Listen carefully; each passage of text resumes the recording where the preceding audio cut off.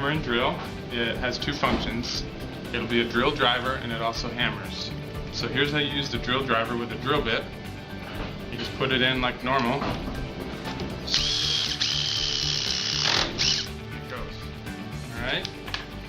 If you want to screw things, and you put in your screwdriver, just like this.